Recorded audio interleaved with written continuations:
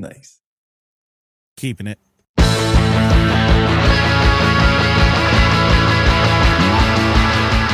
Welcome to Review Rewind, the show where a couple of friends push buttons of old and aim to figure out if the reviewers were spot on or a little off. I'm Mike. And I'm Tristan. And this week, we are talking about Mother Trucker. I was like, is something playing right now? It's supposed to be. I had it going. Of course. Of course it's going to be Of course. a douche. Ugh, hold on.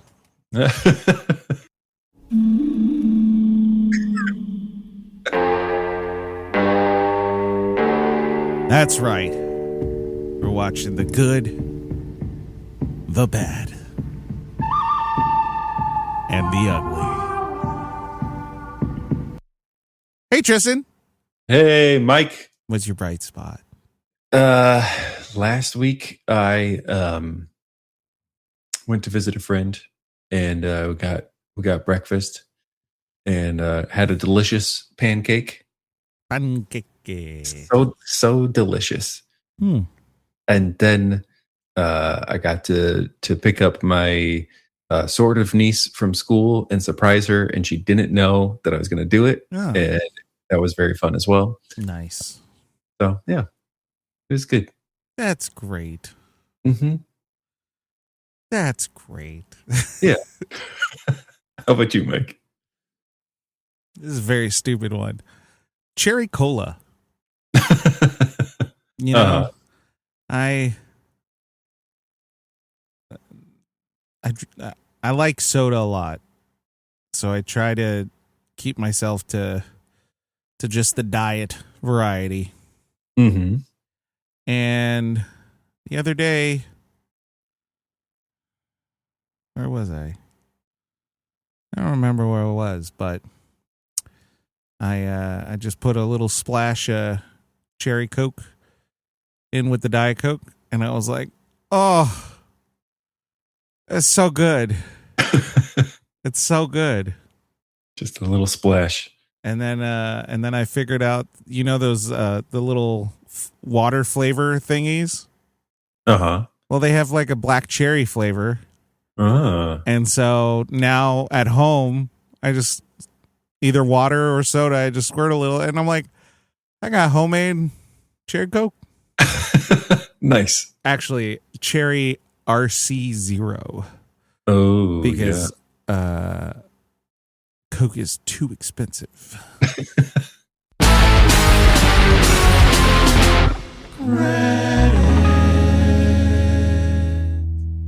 The good, the bad, and the ugly.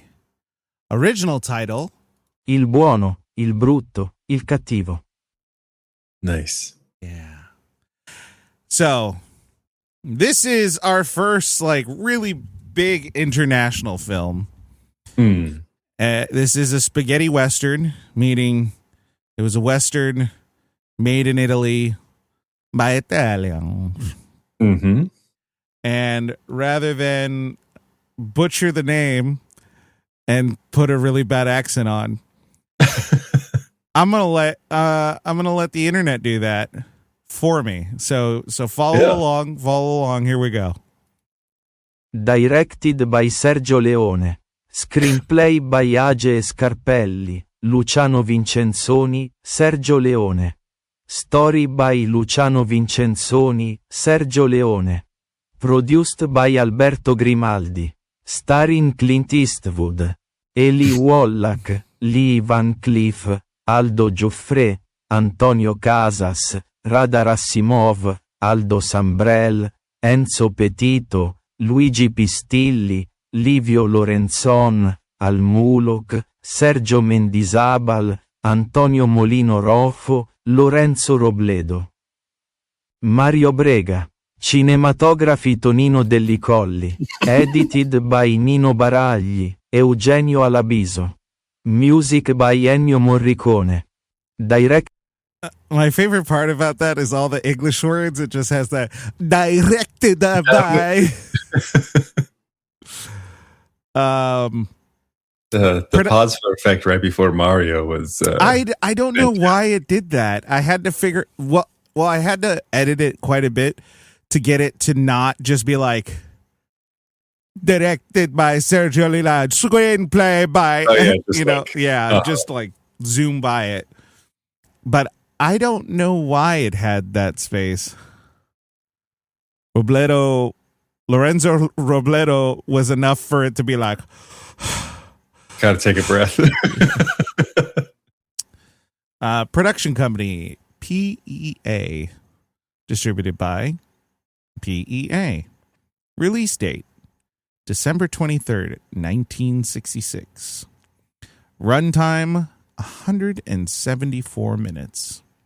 Country, Italy.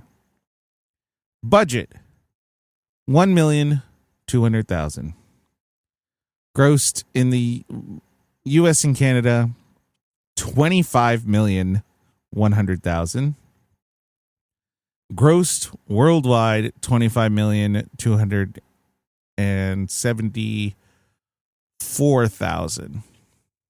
So, for the time, pretty darn successful. Pretty successful.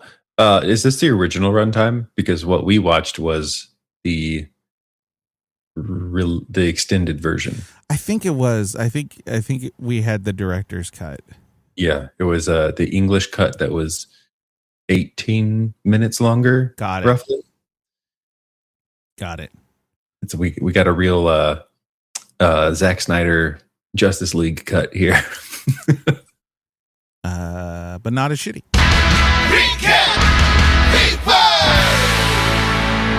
Now it's time for the recap rewind, where we rewind and recap the film for you. It's me, right? Yes. God, because if I wrote this for nothing. Oof. The good, the bad, and the ugly. During the Civil War, the West is still the West. Desert towns full of crooks, criminals, and debauchery. No one does it better than Luco, the dastardly cowboy with a price on his head. He is caught by a man only referred to as Blondie, who turns Luco into the sheriff. Blondie gets the reward, and Luco gets the rope. I'm getting a little inflection of like what's his name? The radio guy. Number one hit. A little bit of Casey Kasem. I'm getting a little Casey Kasem inflection. I'm not going to stop. Anyway. And Luco gets the gun. In the top 40 for 3 weeks in a row. At the moment, Luco will drop Blondie. Oh, I needed a comma there. At the moment, Luco will drop. Blondie shoots the rope, and Luco escapes. And we find that Blondie and Luco are working together. Far from town, Luco demands more money, which bothers Blondie. They do one more grift, only for Blondie to leave Luco out in the desert. Luco seeks revenge, and he catches Blondie and does the same thing to him, but Luco actually follows Blondie to ensure his experience is as torturous as possible. At the point where Blondie may die from heat, a wagon pulls up with dead men inside. One man, hidden below the bodies, appears to be alive and tells Luco there's a treasure in a grave. And when Luco goes to get the water in hopes to get the answer for the name of the grave, Blondie snuck up and got the name from the man before the man died. Enraged, Luco realizes he must keep Blondie alive. Blondie recovers while Luco visits his brother, who is ashamed of Luco. Blondie and Luco both have a piece of information.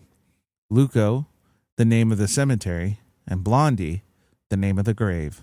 Both refusing to share, they dress up like Confederate soldiers and make their way to the cemetery, but are caught by Union soldiers.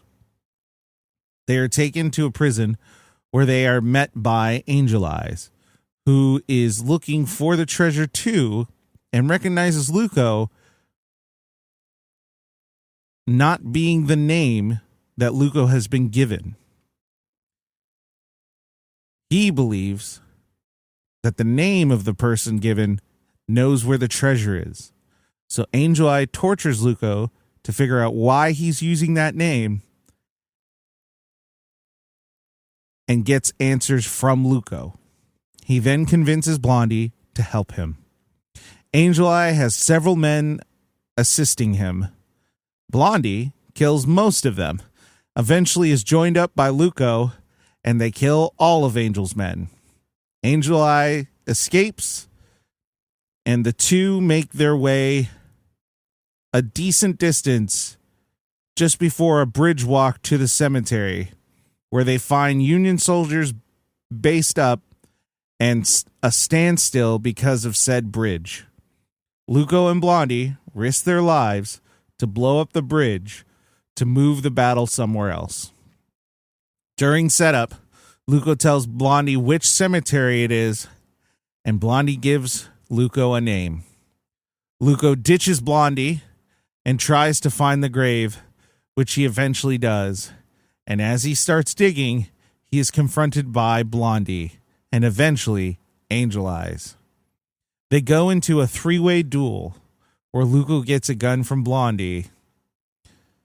They eventually all shoot, and Blondie kills Angel Eyes, and Luco shoots nothing because the gun was empty.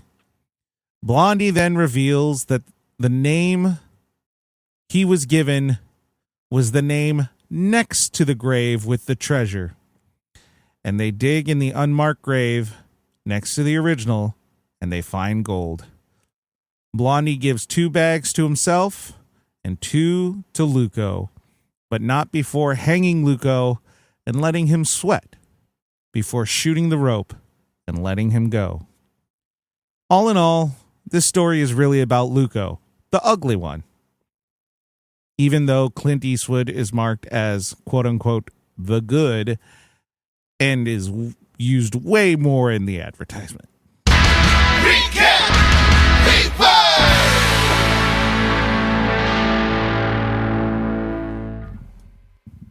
Yeah! Yeah. So Tristan. Yeah. Had you ever seen this? I had seen this movie once before. Oh, okay. And I didn't remember all the details, but I remembered. From your experience or the movie? Both. I don't remember. I don't remember where. I don't remember what. No, my brother had this on DVD. DVD. Maybe he was watching it and I saw most of it, part of it. I don't know. I'd seen there was definitely like things from the beginning that were familiar, things from the middle and the end. There was just like maybe a couple parts that was like, I don't remember any of this. Right. How about you? Had you seen it? I had never seen it. Okay. This is my first the first spaghetti western I've ever seen. Mm-hmm. Certainly not the first western. This might actually be the first pre-directorial Clint Eastwood film. I think I've watched most of the movies Clint Eastwood has directed and stars in. Mm-hmm. But I'm realizing I've never seen the Dirty Harry films. Never seen A Fistful of Dollars. Mm-hmm. The movies that made Clint Eastwood. Right. I don't think I've ever actually. I think this is the first one. Interesting. Yeah, this is the first I don't know, 1996. Maybe Space Cowboys might be one of the first or like the oldest Clint Eastwood film that I think I've seen. At least all the way through. Mm-hmm. So this was new to me. Did you know that this one, A Fistful of Bullets, or Fistful of, wait, what is the, hold on. A Fistful of Dollars. Fistful of Dollars. A Fistful of Bullets is a game expansion for the game Bullet, in which is inspired by spaghetti westerns. I thought it was a brand new cereal where every bite blows your teeth up. That one, this one, and what was is this part of that series? There's a third one that is a loosely related series of The Man with No Name. Fistful of Dollars. What's the other one? A Fist More of Dollars. They came out like 1 year apart from each other. It was like 64, 65, 66. Let's find out. There it is. The Man with No Name. Is the other one. Okay, so it's A Fistful of Dollars for a few dollars more. The Good, the Bad, and the Ugly. And that is a series of The Man with No Name. What is this that I'm seeing then? Oh, it's I saw a cover that said A Man with No Name, and then I clicked on it and it actually says the trilogy. So, I'm wrong, but also not fully wrong. Because A Fistful of Dollars, he is Joe. A Few Dollars More is Monco. And then in this one, he's Blondie. So I think it's not technically the same character, but it's like close enough, and they've just called it the same kind of thing. Got it. Anyway. Well, let me just hold on. Let me just kind of go through his stuff. Let me see when's a movie that I'm like, oh yeah, I've seen that. Yeah, 2000 Space Cowboy. That's the oldest movie I can think of. Cuz I've seen Space Cowboy, $1 Million Baby, Gran Torino, Trouble with the Curve. I didn't watch American Sniper or The Mule cuz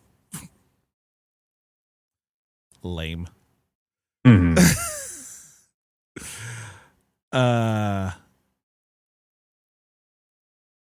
Anyway. Yeah. Okay. Wow. He has a lot of movies that I have not seen. So, you've seen it before. This is my first time. What's your overall experience?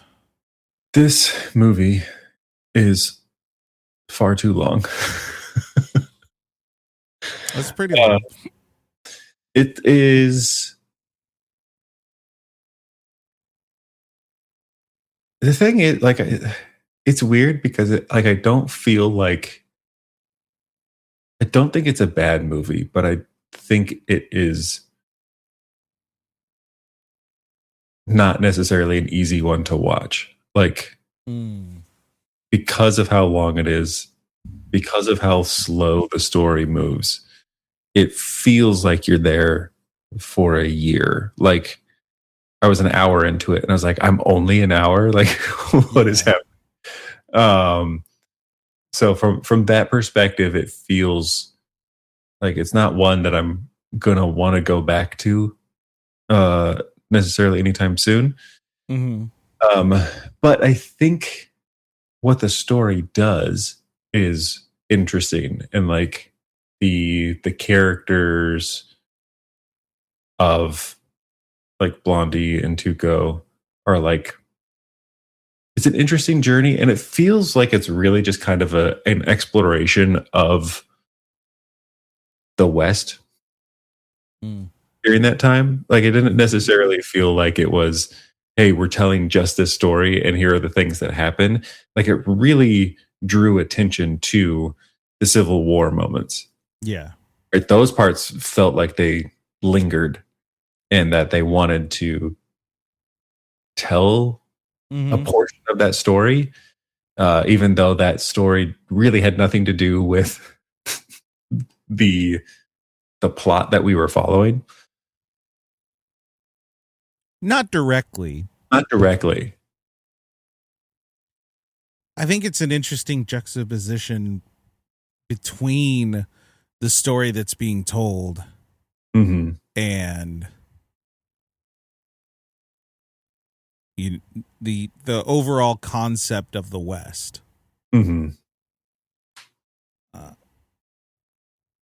It's an interesting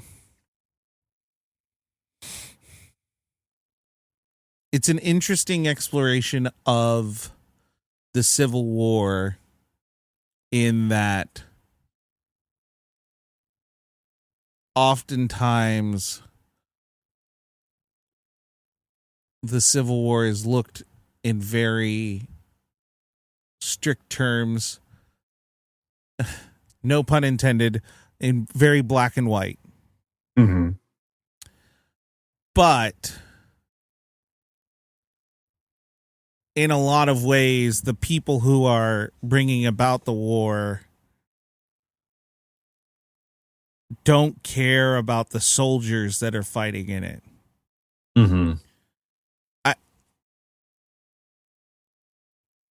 I know that World War II really becomes the shape of modern quote unquote war, because there was the atom bomb, one of the most destructive weapons ever used in battle, a giant shift in air combat, in water combat, and everything was different compared to what it was in the Civil War. And yet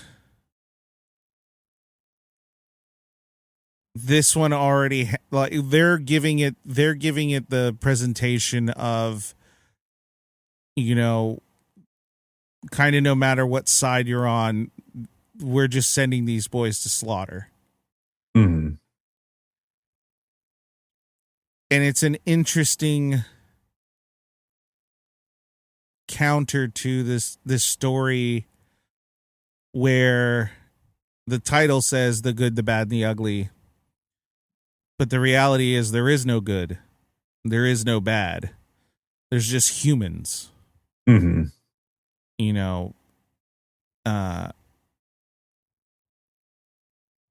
What's his Angel Eyes? You could say he is the bad guy, but also he's a semi-top ranking soldier in the Union Army. So he's fighting with the good guys. And I put that in quote because this movie makes a point of not going into detail of the why. We've had lots of time to be propagandize and try to clear up a lot of it. The Civil War was because of slavery. Period. There is no states' right argument. The state right argument was because they wanted to keep slavery. It was in the Confederate Constitution.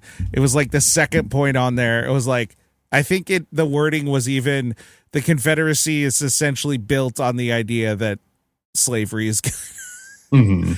So there's no debate on that. But when you separate the ideology and really look deeper into it, this is a really raw look at what soldiers go through.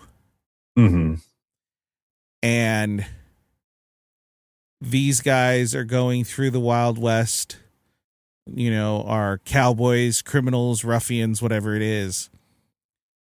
Their ends aren't that different. Mm-hmm. You get what I mean? Like the soldier stuff is not necessarily part of the plot. It Right. kind of gets intertwined, but you also see that you have Luco, who's kind of a degenerate. You have Blondie, who's supposed to be the good guy, but he's a crook too. He's a grifter as well. Mm-hmm. And then you have Angel Eyes. And all of them follow the same, have the same odds of dying as the soldiers. Mm-hmm. So there's no difference here. Mm-hmm. In this little path. It's just a weird little, I don't know if that's what they were meaning to do or if they just wanted to use the Civil War as like a backdrop. Mm-hmm. But it does kind of create this weird thing where, they make a point of showing, young boys as soldiers dying. Mm-hmm. And it's the moment for like Blondie to kind of have some real empathy and have the most human moment of the film. Yeah. Yeah, it's interesting because like the way that it's presented is that the titular names are the characters that we're seeing. Right. But it really is looking at like in life, there are things that we call the good. There are things that we call the bad, but like everything in between is the ugliness of it. And that really, I think that's why they focused on Tuco more. Did I call him Luco? You called him Luco the whole time. Oh, and no. Do I interrupt him or do I just let I just go? looked at it wrong. Tuco. I was wondering because when I was saying it, I'm like, this sounds weird. Mm-hmm. This sounds wrong. Tuco.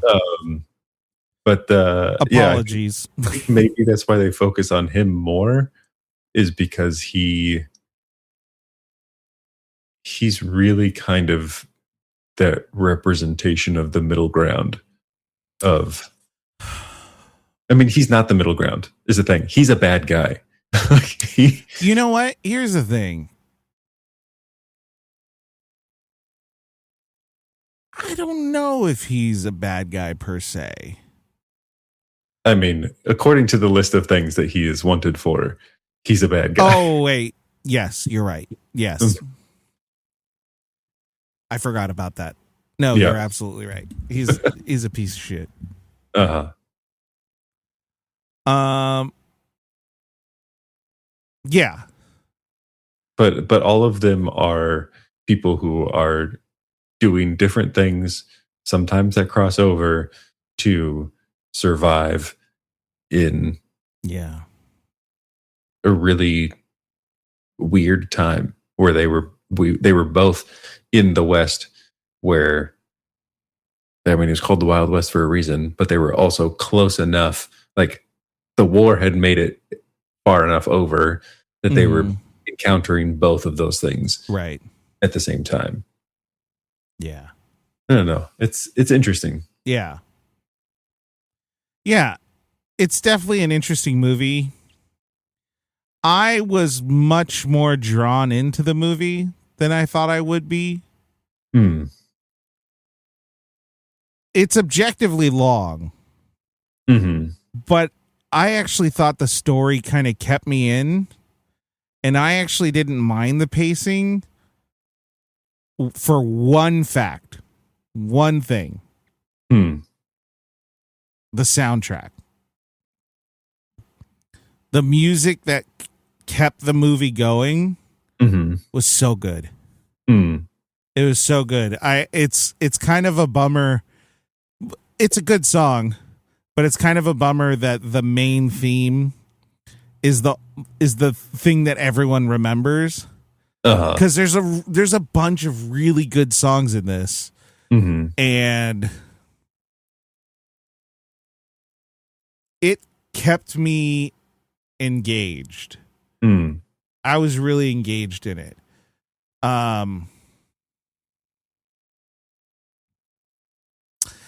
I think how the movie was edited, the overall structure of the story, I would move some of it around, and I think it would kind of keep the movie going a little better. Like, I wouldn't have made Angel Eyes first. I would have made him last. Yeah, was he first? I thought he was second because we see. Well, we see Tuco, but for just a second. Yeah, it's not enough to really. Yeah, we don't actually get any character information. We just see him, and then it. I think they should have had the whole story of Tuco and Blondie, and then gone to Angel Eyes. Like they do their first grift, cut to Angel Eyes, second grift, and then go as the movie is written. Yeah, because that second one where he sees the two of them. Yeah, because you could kind of connect the dots that way. It's really their story crossing over his story. Right.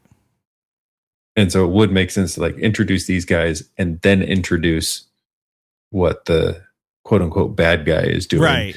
But he's not really a bad guy in the sense of he's not driving anything. No, he's just like a bad guy. It's just more of like, hey, this guy, he's like the worst of all of them. Yeah. He's a cruel bastard. And the reason I think that change would have worked is because then it would have allowed more of the story to like trek on, and then to give it like a slower scene with him ending up at that house. Because that scene did take a long time. A little too much time. Of all the scenes, that one felt like, okay, we could cut probably 2 minutes from this, and it would tell the same story, and it would just kind of bring the pacing together. There is a lot of just staring. Yeah, I think there are several scenes where they could have trimmed a lot, and we would not have missed anything. Like, I know that they were using some of that to just like put us in the middle of a situation or to build the tension that existed. But there was some of it where it's like, okay, I'm no longer feeling tension. I'm feeling like, when are we going to move on? Like, when is that tension going to break? But that is a product of the time too. Yeah. You know, the 60s was still relatively new for film, especially a film told in this way. This really does have the blueprint for a lot of modern stories. It feels in some places way ahead of its time, while also feeling dated. And then everything being voiceover is kind of funny. Yeah, it's in some of it you don't notice, and then you get the guys who are speaking Italian and the voiceover for them, and you're like, oh yeah, this is an Italian movie. Yeah. Well, and there were some times where it seemed as though whoever was giving the voice direction, whether it was Sergio Leone or someone else, I don't know if they were on a time crunch But there were some things that happened where it was like, that's what you chose? That was the best take? You may have only had one opportunity. I don't know. But it wasn't even lining up the voice. It was the inflection of the voice didn't match what was happening on screen. Mm-hmm. So that was just kind of interesting. Yeah. And so some of it wasn't that noticeable. No, some of it was really, really good. I think it actually took a while for me to like notice a moment where it was like, oh, that's a dub. Yeah.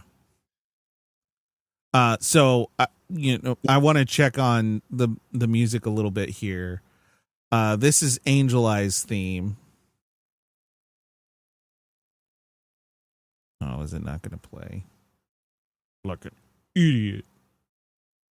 Let's see. Let me do it this way and see if this does it.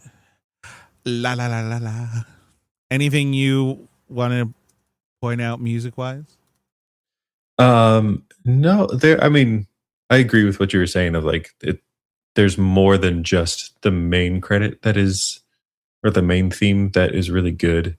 Mm-hmm. And like the way that they pull in elements of that or other things. There we go.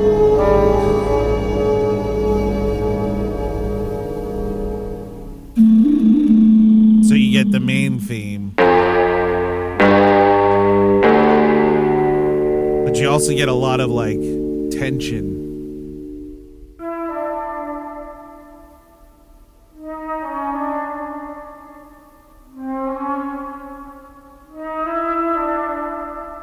Yeah, a lot of mystery. It's interesting to hear like today. I feel like when the villain is there, you get like a very like deep, bassy kind of like kind of sound, and this is eerie in like got that higher sound. It's an interesting difference in how villain music has changed. Yeah. This one is The Desert.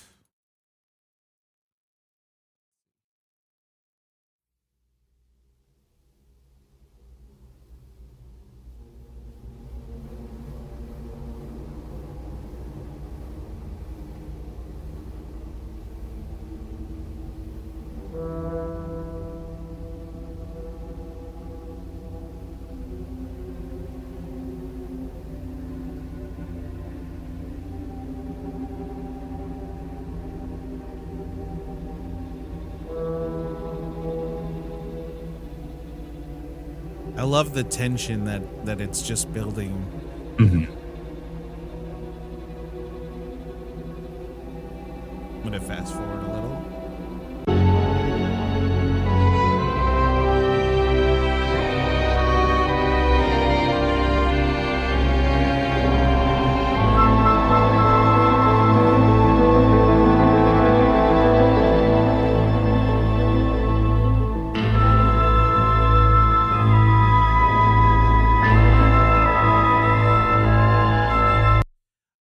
I love the sound of it because it's not getting any kind of regional specific type of music.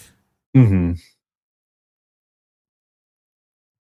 But there's this weird effect that's happening where the music almost feels expansive.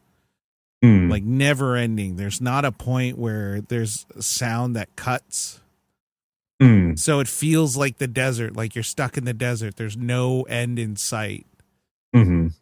It's a really interesting way. And then there, that scene has, I think, a lot of cuts to show the, jumps in progression. So they're not just tracking Blondie and Tuco step by step, but it's, they go, this is 10 minutes, this is an hour, this is 2 hours, whatever it is. Yeah. It's interesting. The like listening to it back, the score for this movie they did a really good job of like mixing the themes into each other. where I don't feel like we get that as much with movies now, where it's like you get like the sound of the desert comes back, but also gets blended in with that main theme. Or I think it's the addition. I think it's the addition of the electric guitar. Mm-hmm. There's like probably like a baritone guitar that gets used periodically. You get that low like gong, and it just kind of comes into the music just a little bit, periodically. So I think this is what I wanted. So this is Death of a Soldier. So I didn't get into too much detail with all the story because there's a lot of side stories that happen within this. But when they're at the Union camp and they have to blow up the bridge, one of the things they've run into is the captain. Is that right? Because he made a fuss about it. I think it's captain. Who is completely jaded. Like he believes he's trying to die, it seems. And so the captain knows that if they blow up the bridge, then they're going to be kind of relieved from like at least the battle that they're having will end. Mm-hmm. And so when Blondie and Tuco do it, in some ways they're doing it for this captain that they kind of feel bad for. Yeah. And so this, if I'm not mistaken, this is the theme of when that captain dies. Because he goes into battle, he gets injured, and Blondie and Tuco basically are like, hey, stay alive. You're going to hear something good. And he does. He stays alive until they blow the bridge up. And as soon as they blow the bridge up, he kind of finds peace and passes. And I think this is the music right there.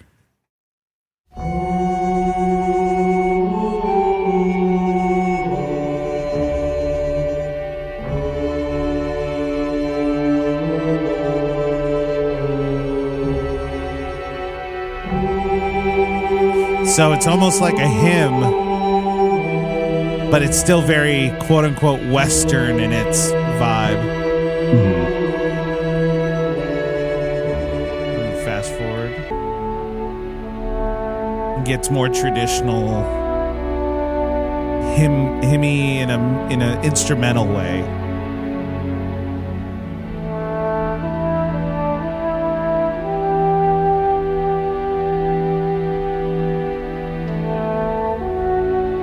I think that's a flugelhorn, maybe a baritone. I'm not sure. I think this is also once they. I think this is also when they cross over, and the young soldier is dying. Yeah. Oh, yes, that might be it. Where he gives him the cigarette. Mm-hmm. Yeah. I just thought that was a really beautiful moment, and I thought the music really brought that out. Mm-hmm. Because in reality, all that's happening is Clint Eastwood is watching, like Blondie is watching a young soldier die, mm-hmm. or succumb to his wounds. But there's no dialogue. Mm-hmm. There's no anything. It's just he feels bad. He sees this kid. He gives him a smoke as like a last. Mm-hmm. What's it called? I don't know. Yeah. Right. Mm-hmm. Last rites. And let me see if I can find it. I want to see. I think this is it. There's a theme that goes through when Tuco is looking for the grave. And I enjoyed the hell out of it. Mm. I think it might. Yeah, this one.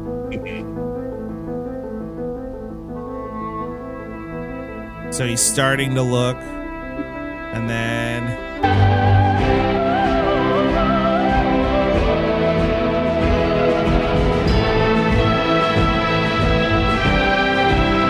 I think this is also one of the more famous ones. Mm-hmm. I think I've heard this in commercials and stuff. Yeah, I think so. Yeah. But the mixture of the voice and the instruments and just the overall melody is so cool.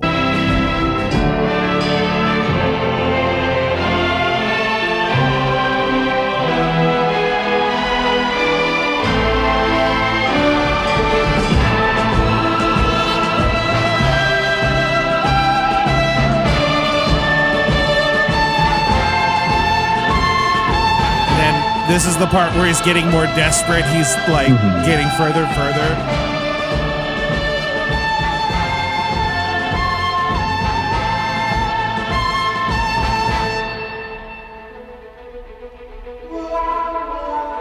There's the theme again.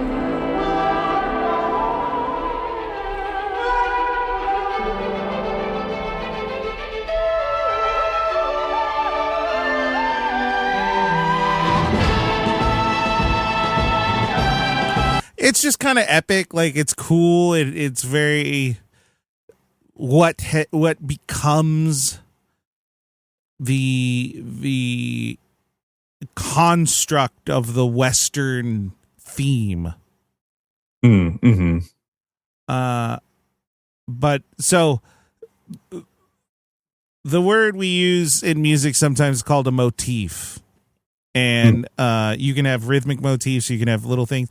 And a motif can be like one thing, like it could be one real small thing. It doesn't have to be a big thing. And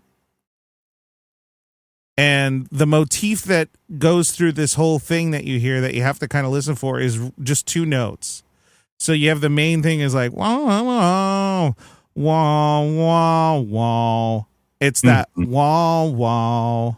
Right. That's the motif that goes throughout everything in this. Mm-hmm. And it's so interesting that he was able to take that one thing and fit it into so many places and it not be distracting. Like it gets your attention.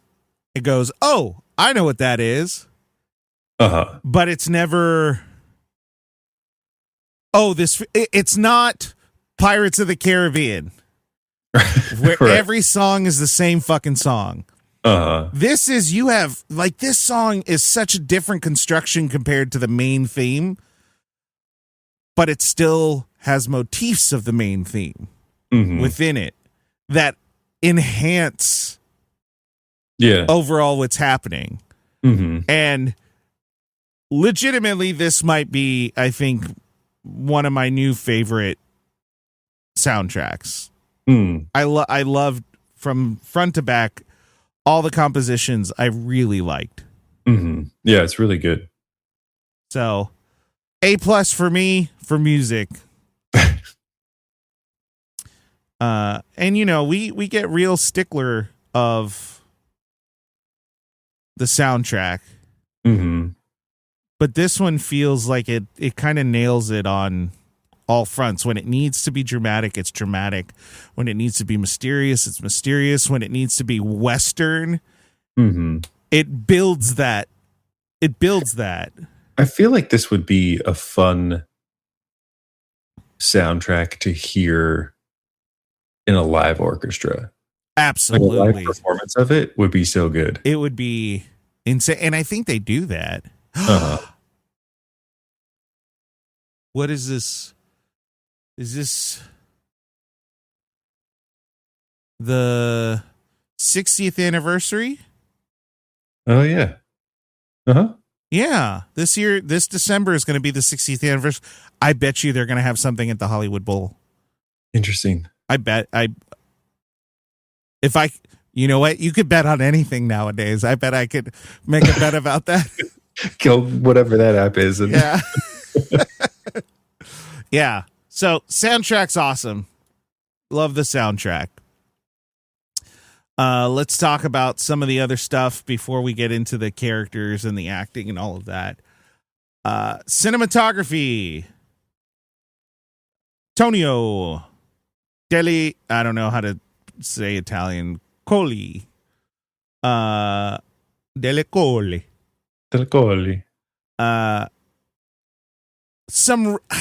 I don't know if cinematography would be the one. The thing that I think this movie is excellent at, special effects. These are some of the most amazing practical effects for the time. Just 90% of what they're doing with the gun stuff is I think they're just shooting stuff. Some of the shots just feel that way. I'm sure they're not, but it feels like it. So that means they're doing a really good job. They did a lot of like bullets interacting with things, like him shooting off hats, him like shooting Angel Eye's hat and gun into the grave. Like there's a lot of that kind of stuff happening. I was like, that's a lot of waste of bullets. Even the there's like a lot of explosion, and not just explosion, but interacting with structures. Yeah. Around. That was really interesting. I guess the other note with like special effects is stunts. Mm-hmm. Some of the stunts in this movie are fucking nuts. Because go ahead. I have a thought, but go ahead. Ultimately, some of those stunts were just them doing it. And that's fucking crazy. Yeah. You talking about the stunts made me remember this. I did for my French class in high school. I did a Lego stop action version of The Good, the Bad, and the Ugly. Not the whole thing, but I took like scenes and like kind of told the story in a couple of scenes. That's funny. One of the things that I did was the showdown when the two of them are walking through the old town, and Angel Eye's gang is like all around. And I redid that, and I had an old Western Lego set, and so I built the whole town, and I figured out how to like have the guys like be up on top of the building and shoot them, and then like have them fall down as if it was so good. How did you? Okay, that's a question for another time. I'll have to show you sometime, but like if I could find it. But I think what we did is we took the rifle and stuck it through like there's a spot between the building, and we had the rifle sticking through there, and we just like slowly moved it down. Oh, and like so you didn't notice that the rifle was like off the screen, right? But that's just how we did it. That's cool. It was pretty fun.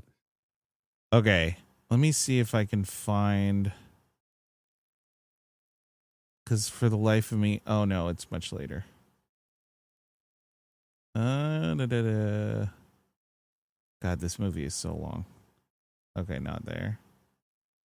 Oh yeah, here we go. So, one of the shots that I gotta say is crazy is the train shot. Mm-hmm. So I'm gonna see if I can get it a little closer. What am I at right now? 14, 52. Let's try that.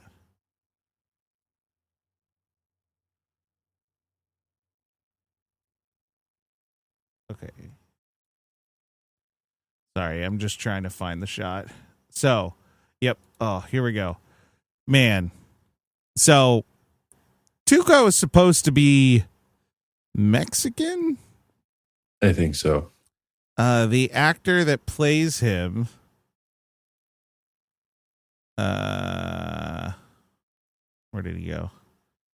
Eli Wallach, is Ashkenazi Jew and like Eastern European. I don't know if he's the one who did the voice. I want to give him a lot of credit. I thought he was Hispanic in some way. He's not. No, I think it was his voice, and he did.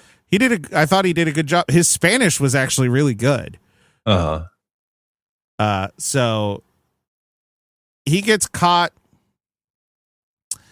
and Angel Eyes' goon is kind of keeping an eye on him, and they're on a train, and Tuco is handcuffed to the goon, and this goon has beat Tuco, so like Tuco wants revenge anyway. But with that being said, Tuco tells the goon that he has to pee, and he's trying to like build some distance between him, and then this happens. Let's see. I think I did the thing where I did the thing with the thing and the thing. Yeah. Hold on. I could hear it this time. You could? Yeah. I can't. There you go.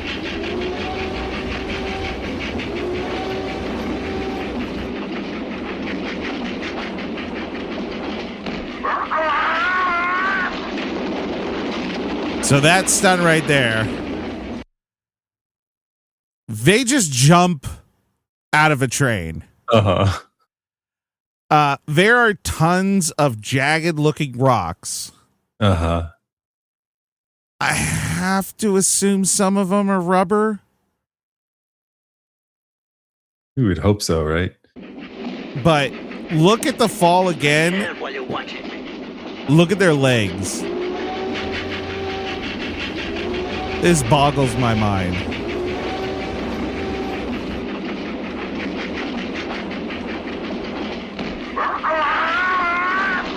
Did you see that guy? His legs flat right under him. And then Tuco just beats him to death. The way they hit is just like their legs just like blunk. It's bad. It's bad. The other shot that I think is really important is the explosion. Okay. Hold on. So the way Tuco's just... I know Tuco. So in this, they run for cover. Clint, Blondie is, I guess what you would say is normal. He's just kind of hiding under the sandbags. Tuco has his butt up. Now, this is where it gets dangerous. I want you to pay attention to the right of Clint Eastwood. Okay. Okay? Right here. Oh. Did you see that? A rock. It's a full... It hits really hard. It hits it to the point that if it would have hit one of them, it probably would have killed them. Yeah. Not 2 feet away. And you can hear it. Like you can hear it. That happens. They that crazy? So that means for that shot, they used real dynamite and blew the hell out of whatever it was. Like, it's crazy. Credit where credit's due. That's a hell of a thing to do. They could not reset that. No. They had to get it in that one shot. Also, the little rope that, what's it called? The rope that's on fire, the fuse. That's not enough time. No.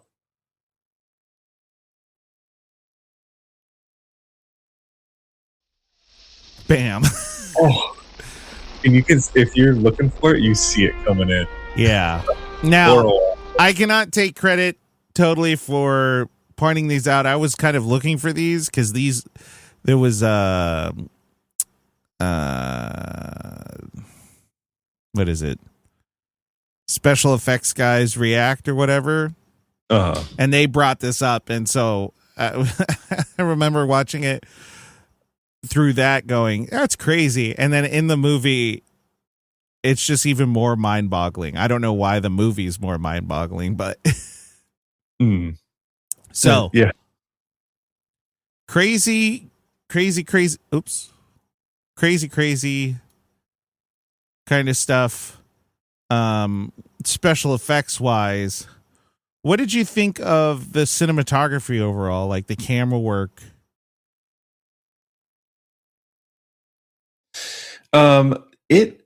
I think there's some like really interesting shots that they did.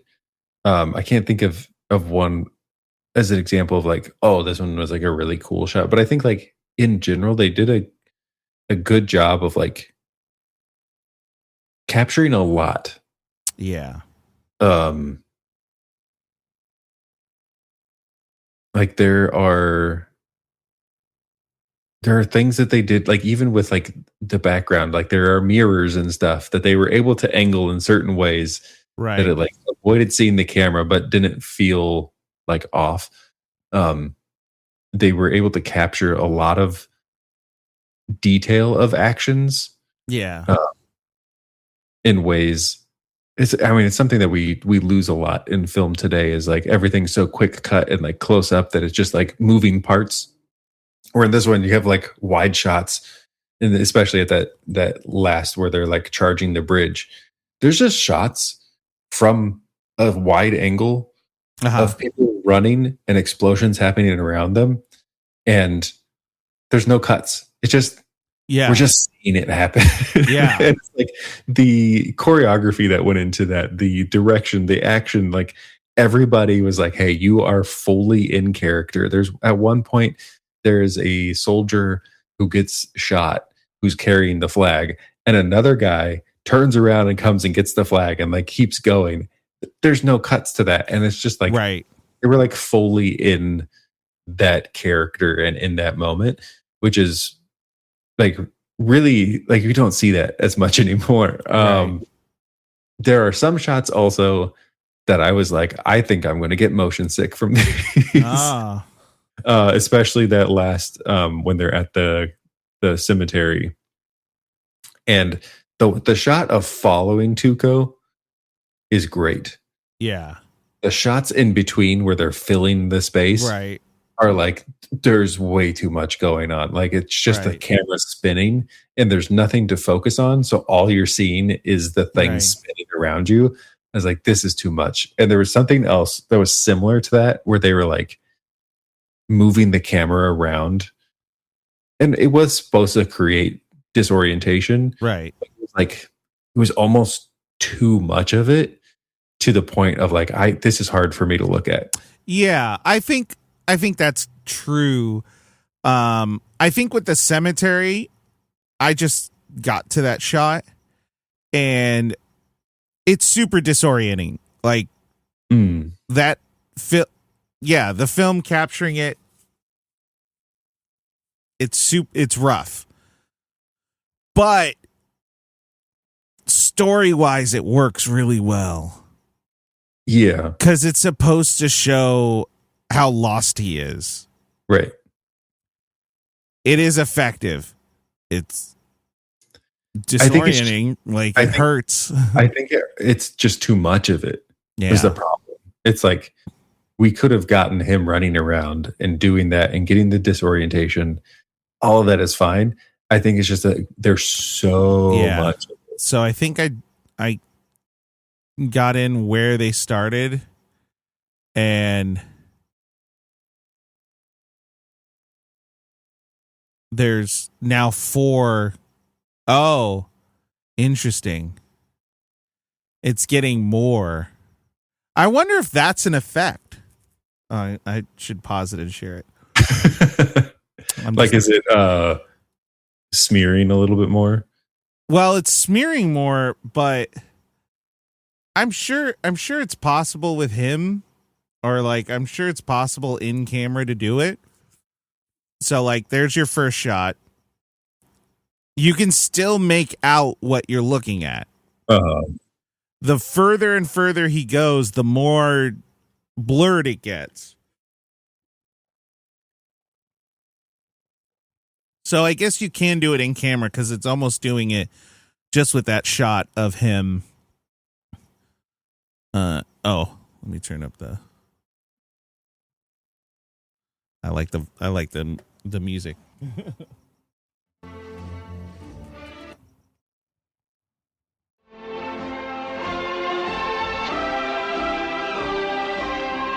So more disorienting. That shot. That's in camera, right? It's in camera, yeah. Well, so what's happening is Tuco is focused, but the background is so blurred, it makes it look like he's running 1,000 miles an hour. But it must be in camera. Do you think they did it with a shorter lens? Yeah, so what they would have done there is, I think that would be a longer lens, actually. Oh, okay. Closer to the camera. And the background is further away. Uh-huh. And the focus is on him. Right. And so you've got that shallow depth of field, so you're only seeing him. And as the camera is spinning, just the background is blurring so much because it's not focused on it. And it's far enough away that it is like you get that little bit of parallax that's happening as well because of that. So yeah, it's cool. It's cool. It's cool. It's a good shot. It is disorienting, and I think that's partially the film of the time. Yeah. Let's see, and then he finds it. I have to say, they do it a lot, but I love the quick zooms. The zoom, the like focus on a thing. I want to see a film with this kind of cinematography with today's technology. Mm-hmm. I think it would be refreshing. Uh-huh. Yeah. Because I was watching the other day, kind of in passing, Fear and Loathing in Las Vegas. Have you ever seen that? No. It's a weird movie. Very weird movie. But it's also filmed super weird. It does a lot of interesting shots. And maybe I'm going through kind of contemporary film fatigue. But I was almost more excited to see those kind of shots. Very, very unconventional cinematography. But I enjoyed it more. It felt more, I don't want to say like real. That I don't think that's accurate. But there is kind of a structure for filming nowadays, for cinematography nowadays, that is a little cookie cutter. And watching this movie and then watching that movie, it's kind of nice to see ones that just don't fit those molds whatsoever. Right. So I really like the cinematography in this film.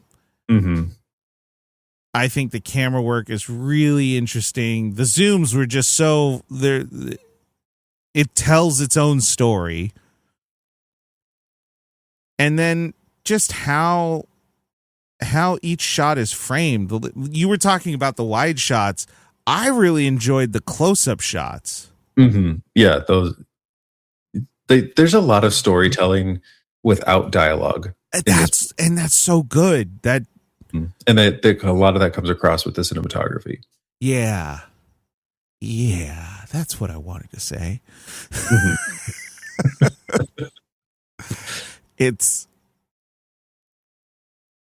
And maybe that's why I didn't mind the length of the film because there's a lot of story being told without much being said. Mm-hmm. Like the first time Angel Eyes gets introduced, as much as I do think that scene is long, I think I marked it. It was like 9 minutes, almost 10 minutes before any dialogue happened. Yeah, there's no dialogue for a really long time in this movie. That's freaking cool. Mm-hmm. Because I don't think that took away from it. I think it told its own story doing that. Oh, definitely. Yeah. But Angel Eyes, you can tell from his interaction with the first person he interacts with that he's an intimidating figure, that he commands the space.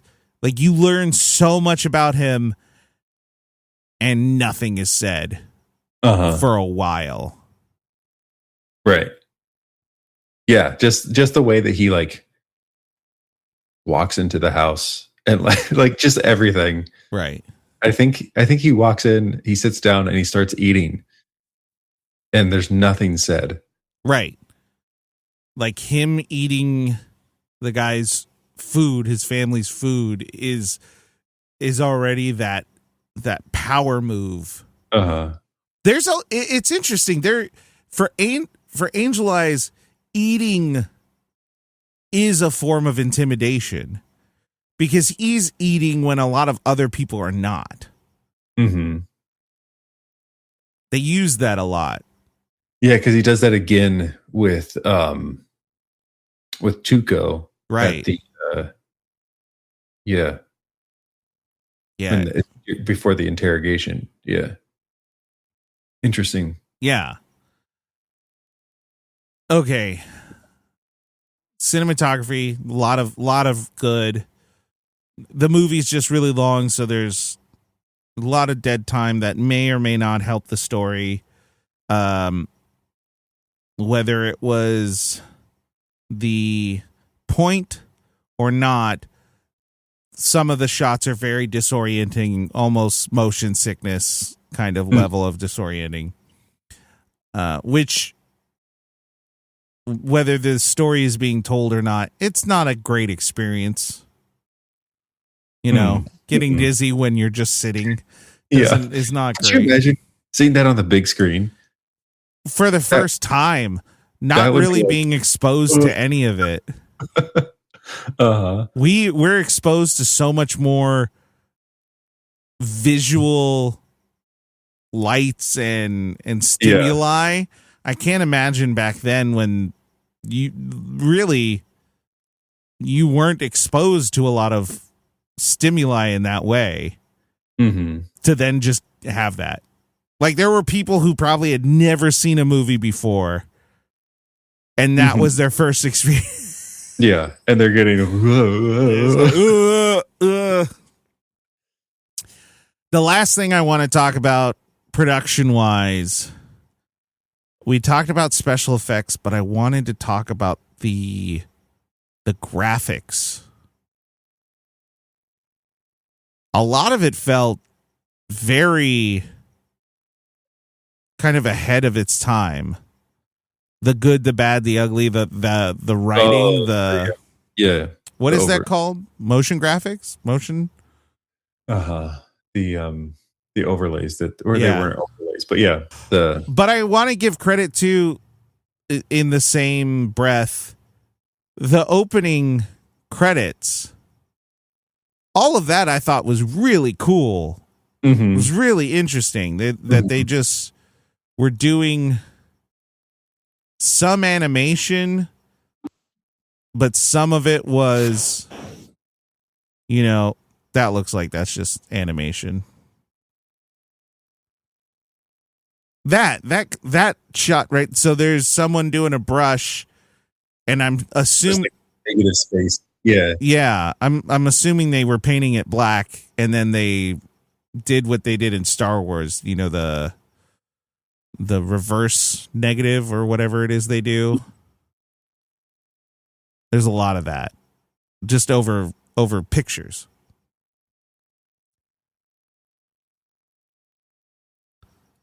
Yeah, the opening scene is really good, and then the motion graphics, the overlays, it's just like the writing. I'm sure that's all hand drawn, right?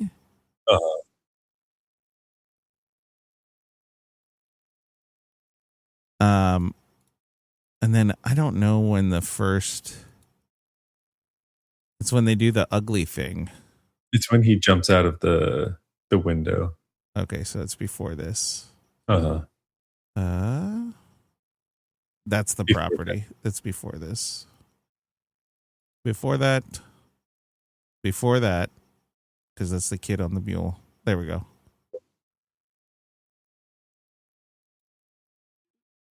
Yeah, that's crazy. The freeze frame and the writing. Yeah. Like, that feels way ahead of its time. Maybe someone else was doing it, but I don't know how they animated that. Because it's in time. Mm-hmm. And it's red.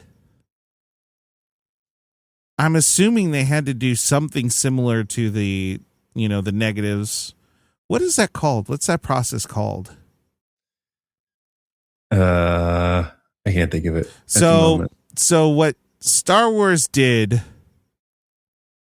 was they would have the shot of like the X-Wing, and then they would paint out or something all around it, but then how they then made the negative from that, they like did the reverse of it, and it like took out the background, and then they were able to superimpose that onto a different shot, which they did a few times in this film.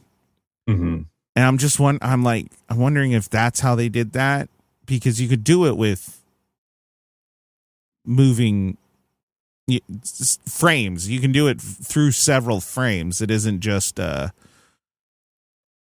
it's not a process that you have to do frame by frame. It kind of goes the whole way, but there's almost a drop shadow on it too.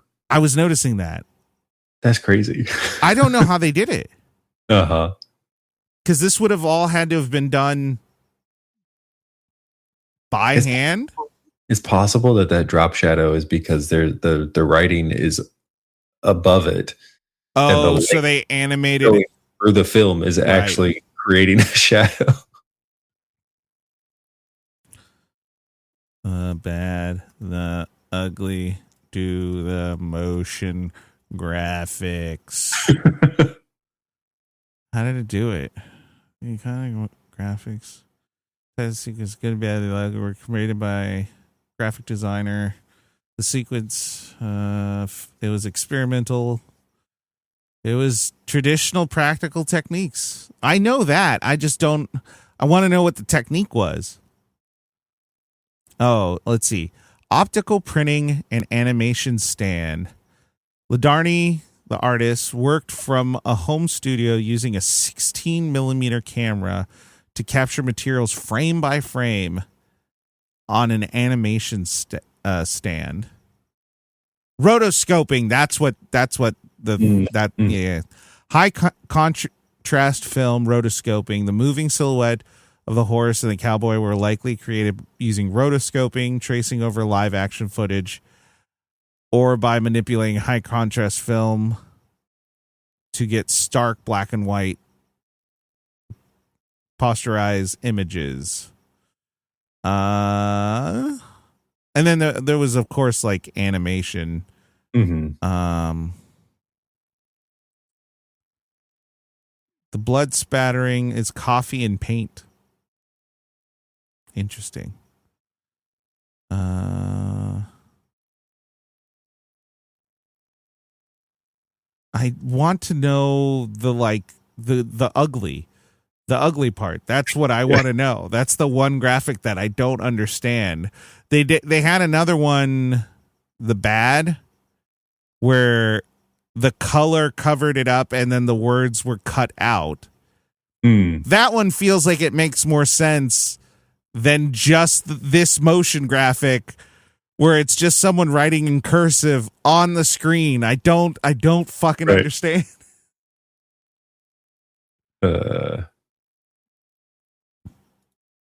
I'm sure we'll find it one day. But again, another thing about this movie is you can set yourself back to 1966 and look at some of the things that they're doing and really be in awe of the work that must have happened to get it done. Because there's a lot of experimental stuff in it to make it happen. This is ILM before ILM. You know, they're not making spaceships or anything, but they're kind of paving the way to a lot of technology that we use today. It's far more advanced today than it was back then, but I'm sure we're still using a lot of the same ideas, the same concepts that they were trying to figure out. Yeah, it's crazy because we think of like, oh, how did they do that? How do they do the animation on top of the film? When the reality is, animation is the original cinema. Right. And so like it's just like, how do they figure out how to like overlay those things? Right. And like, it's a matter of understanding the frame rate. Because animation is you know 28 frames per second of the original, like the OG. Animation is what is it? It's like it's under 12. That feels like too little. Original, 24 frames per second. 24 frames per second is like film. Traditional animation is typically produced 24 frames per second. Okay. It's the same then. That's what The Simpsons were. Because I listen to the commentary because I'm a nerd. If you couldn't hear, I was pushing my glasses up. And okay. Sorry, you were right. There's 12s. They also do 12 frames because they work in twos, as they call it. So like each frame gets two. Yeah. So it's 12 unique images per second. Yeah. But they're shooting 2 frames per image. So 24 is like film. Right. 30 is like television and like home video kind of stuff. Why is that more? I think it was because of how they had to send the. Do you think it was because of the refresh rate on the TVs? Yeah, I think it had to do with like TVs and like sending the signal and how they received the signal. It had to be more frames. Oh. I think that's what it was. That makes sense because TVs don't make images the same way that film does, because film is like linear photos played at 24 square per second. And tube TVs, I believe, were essentially the image was made from left to right, top to bottom, and it's just going like zigzagging all the way down at an incredible rate. That's why when, you know, old home videos, if the TV was on, it was hard to see what the image was because the camera frame rate and the TV frame rate were different. So it wasn't lining up and it caused a lot of issues. And it would actually do we're getting really into this. It would actually do all the odd lines first and then all the even lines first or second. So it would do all the odds, then go back and fill in. And that's why you'd get like the weird, like wavy lines. Right. Is because it was. And it's also why pixel art looks so different now than it did back then. Or like pixelated video games, because the pixel art from then was made specifically for the television technology and how it built. So there's a reason why when it like looks blurrier now. Yeah. And it is literally because our frame rate is so high that it actually it's detrimental to how they made it. Wow, I know this is so off topic, but it's also kind of on topic with how, because we're really breaking down what they could have done. So basically, my assumption would be that they had someone write the word. They rotoscoped it so that the film only had the letters, and then they filmed that on top of the film, thus giving it that drop shadow. But, do you think, no, that would cause blur. How would they do that? How far do you think the films were from each other? They have to be super close, right? Wouldn't they have to be really close? So how would it cause a shadow if it was like laying flat? I always thought of that too, because there's moments in time in animation where a shadow pops up, and it's not because the artists were trying to put a shadow; it was because the layers, they like separated just enough. Yeah, it's because in animation you can have like 6 layers of film of the art sheets, and that could give a shadow. It's far enough that it could cause that. But I also am so confused, because how do you do that? Like, how many layers did you have? Right. Yeah.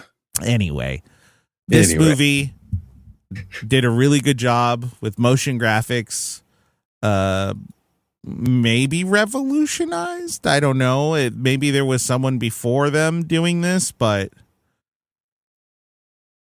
I'm sure some of the westerns before this probably had that. Actually, I don't know. I'm making a lot of assumptions. I do not know. Alrighty. Anything else on those fronts? I don't think so. We covered a lot. Yeah.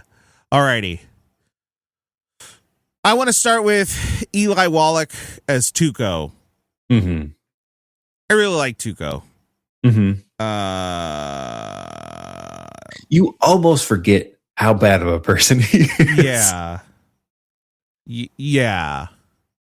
Because we do really get more of like his background. We get a lot of his like motivation. He has the most character development for sure. Yeah. We get kind of all of it from him. He's ashamed. And that's where that's where you forget of all the bad things he did, because he does have remorse for it. He doesn't know how to show it, but he does have remorse. He tries to claim that he doesn't, but he does. The moment with his brother, Luigi Pistilli. No, Pistilli.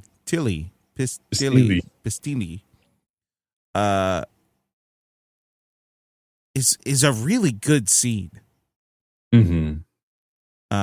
His brother is just telling him, hey, our parents are dead. You didn't see them for 8 years. blah, blah, blah, blah, blah. Mm-hmm. And it feels like Tuco, in a lot of ways, without saying it, is saying, you're right. And I'm upset that I miss those things. Mm-hmm. I have this life, but you can tell from what I'm saying that none of it means shit. Mm-hmm. It's really the most vulnerable that a person is throughout almost this whole movie. Mm-hmm. And then he like closes up shop. Mm-hmm. Now, here's where we have to talk about it. I don't know if this is racist. For the most part, you know, it's an Italian writer, director,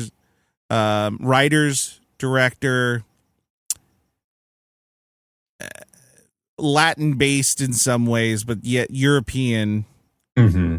It does feel like everyone who is Mexican is portrayed negatively. So I do think there is some racism. Now, the fact that all the actors are American white or European white, I might just be because it's in Italy. Mm-hmm. So I can't really make too much about that. I do think there are some at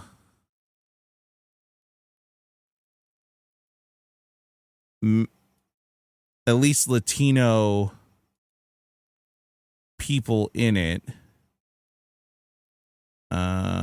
Maybe not. I don't know. I'm gonna try to see if I can quickly look. There's a Spanish guy. I like Spanish. A lot of Italians. I think it's a lot of Spanish. I think Spanish is kind of where they're gonna go. And you know, we have to remind ourselves of one thing. I think there is like a slight not misrepresentation, but like a missed point within Spain in particular, but parts of Europe. There was a time where I don't know the exact what it would be called, but North African, West Asian, Muslim, whether they were Arab, I don't remember quite, but they did, but it was a Muslim empire that did rule over Spain and did, you know, go into parts of Europe. Mm-hmm. So there is this similar to Latin America, where, you know, the Arab folk were indigenous of that land, mm-hmm. and then went in and commingled with Europeans. Mm-hmm. So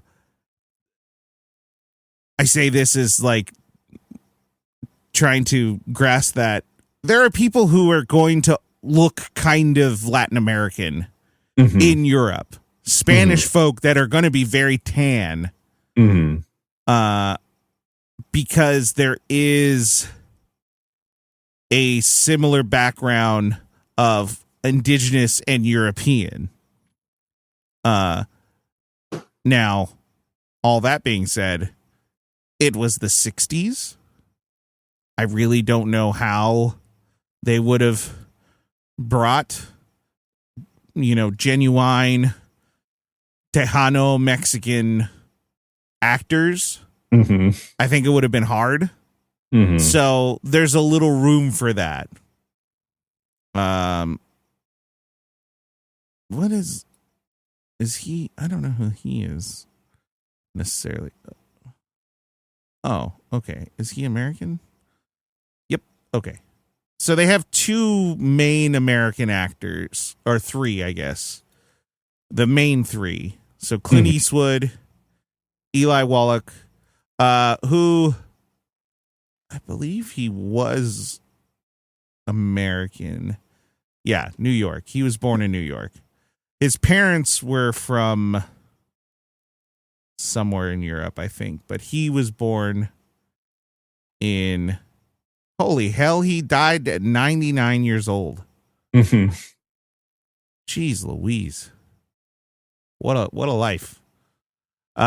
Lee Van Cleef was from New Jersey. And then, of course, Clint Eastwood. Where's he from? Where was he born? Oh, fuck you. San Francisco. San Fran. Maybe he grew up somewhere else, but there's this weird thing from the 60s of like tough Western guys, but then they're just from, San Francisco or Los Angeles or something like that. It's like, let's calm down, guys. If you lived in a suburb, it's really hard to. Clint Eastwood got a little too into his character later in life.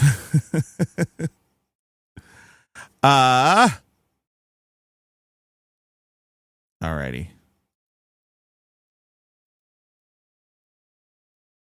How? What? Okay. Anyway. So, with that said, I'm not going to like carte blanche say it, but I think this one kind of gets a pass. Yeah, I mean, I think there are. I think I agree with what you mean by like most of the Mexican characters are portrayed negatively. Yeah. However, I didn't feel like, especially Tuco, like I feel like the portrayal of like the way that he was acted did not feel overly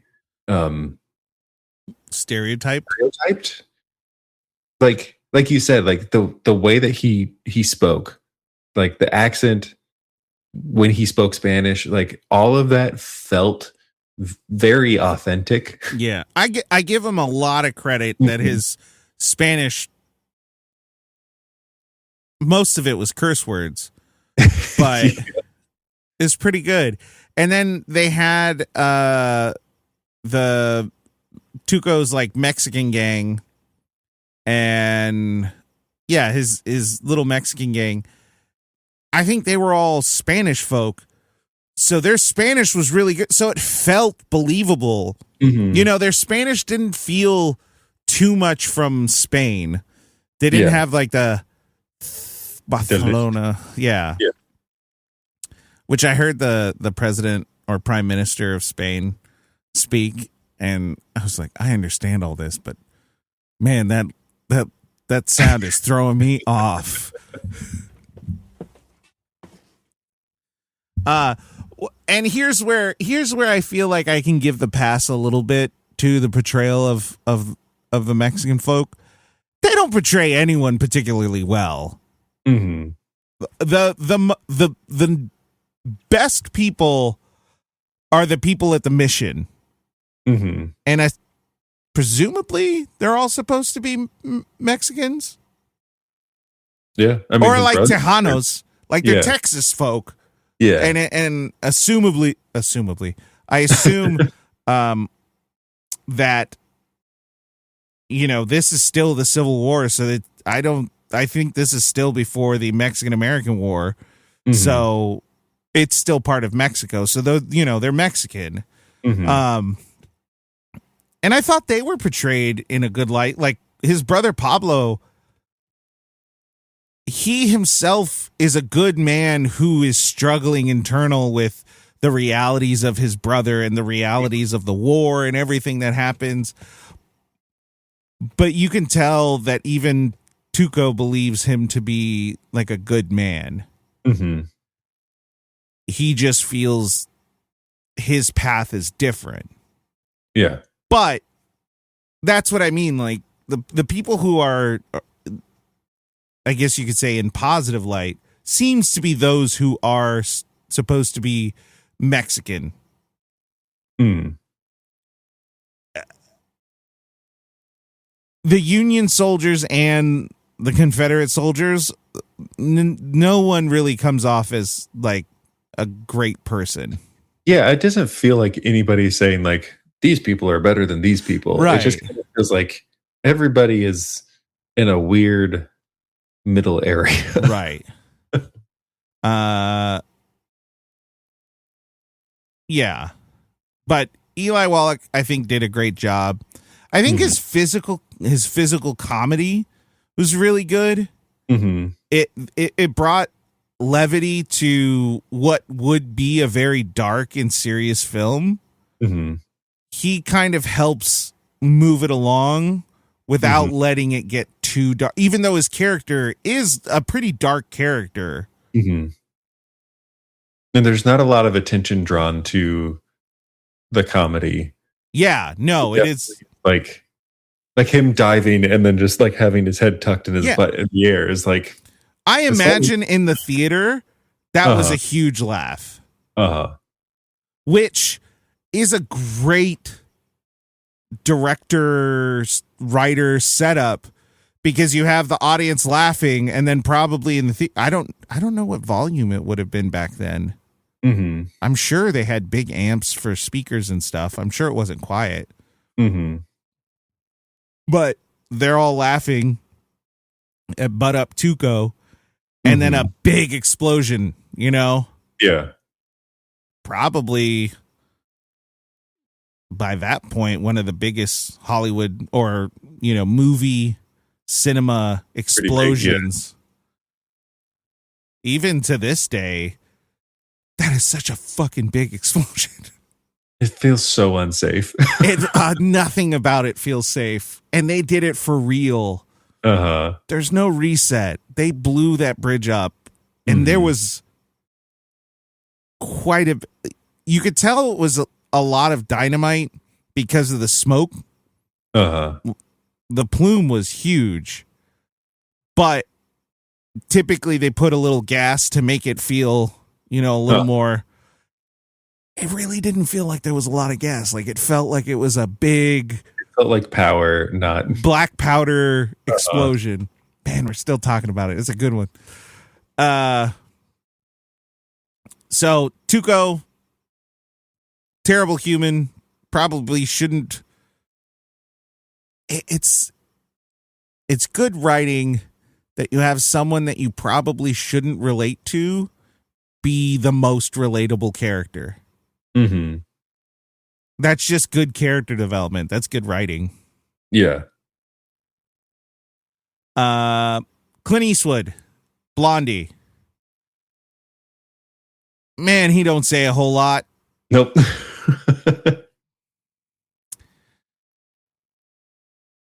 He doesn't even really emote that much. When he's supposed to be having empathy, his action tells you that he has empathy. Nothing he does or expression wise gives you that understanding. Yeah, he's always got a scowl. Yeah. The straight face. Like, even when he's playing a joke, like, he's got the same look. Yeah. But that does give room again for that comedy that's in this film, for him to say the line that a lot of people might be thinking in the moment with such deadpan. What was I'm trying to think of the line where they get caught when the Union dusts off and they realize that they got caught. And he's like, I didn't expect blah, blah, blah, blah, blah. And he's like, they didn't expect idiots or idiots or something like that. Yeah. That allowed for very funny moments. The fact that he's so serious and so deadpan, but there's a wit. I call it because I've been talking about this for years. I call it the Batman wit. Because he's so stoic, he's so everything. But if you really read Batman comics, he's the sassiest person around. He's always making, jokes or odd comments.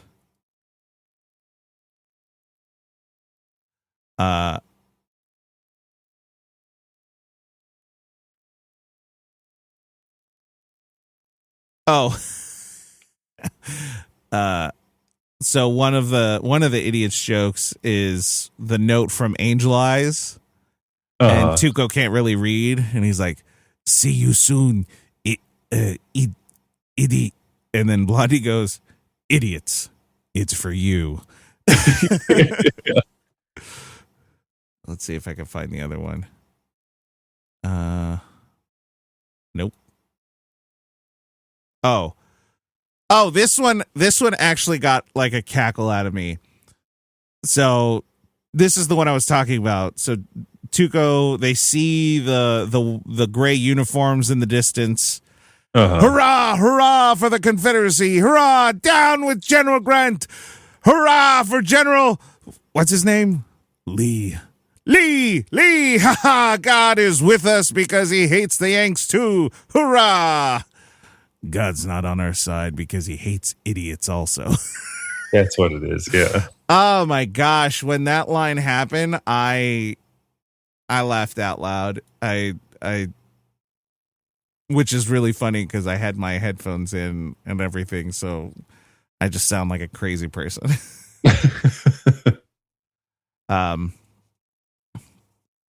But, Clint Eastwood plays the character that made him famous. A stoic, stern character, kind of in the middle of the drama of the Wild West, but kind of stuck with oddball characters. He also is kind of dumb. There's lots of moments in this movie that he gets one-upped by Tuco or whoever it might be, and it's very much, why'd you do that? Why? I feel like you could have avoided that. You got anything else for Clint? It's interesting that he is called the good. Yes, he's the guy who has the most empathy. Technically, yeah. Like, he's the one who's like, he's going to do something better than other people, but he's also like, I don't know, he's the worst of the bad guy, or he's the worst at being a bad guy. He's the best of the bad guys. That's what I'm trying to say. He's still an outlaw. He's still an outlaw, but there is one thing that is very interesting about his grift is, unless they're a criminal, he does seem to aim to not hurt anyone. Exactly. Yeah. All of his grifts, there really aren't any victims of sorts. The government, maybe. The local government, whatever it might be. But no one gets hurt by his hand in that scope. And everyone he kills, in Old West terms, kind of had it coming. Yeah, but when it came to innocent people, he was shooting their hats, but not hurting or threatening anybody, really. Right. He's an outlaw with a heart. Yeah. I don't think there's whatever's the in between a grifter and an anti-hero. He's not a hero. He's not even an anti-hero. But I don't know if I would call him a villain per se. No, but I mean he's not nice to Tuco at all. Which deservedly so. Yeah, but like we don't see him necessarily just being nice to people. He's just not being he's just not being horrible, but he's still like he treats Tuco like trash and is just like using him the whole time.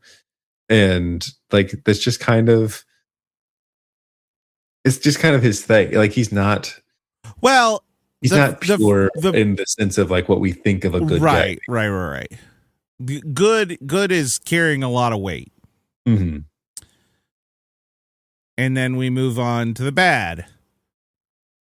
Mm-hmm. Lee Van Cleef, Angel Eyes. Man, he plays ruthless real well. Mm-hmm.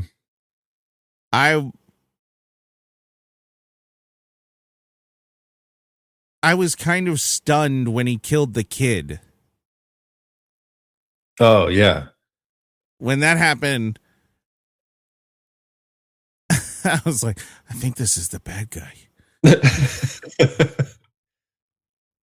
Like an idiot. Idiot. But Lee Van Cleef, he did a great job. He's very it's so funny that he has lots of moments where he doesn't have to say anything, but he's also very articulate. Mm-hmm. Like when he's speaking, he speaks well. Mm-hmm. And has a great voice and can move the story along through his dialogue. Yeah.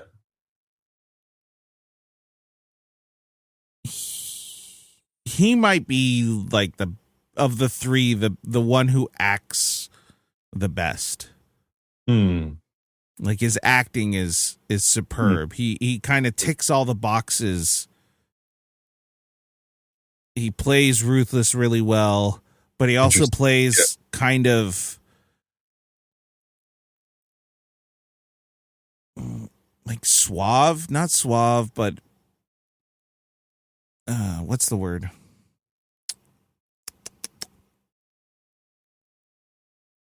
I don't know. I don't know the word. Yeah, I know what you mean though. He has a presence about him that, like, even though he is kind of this ruthless guy, he's able to get away with things. Like he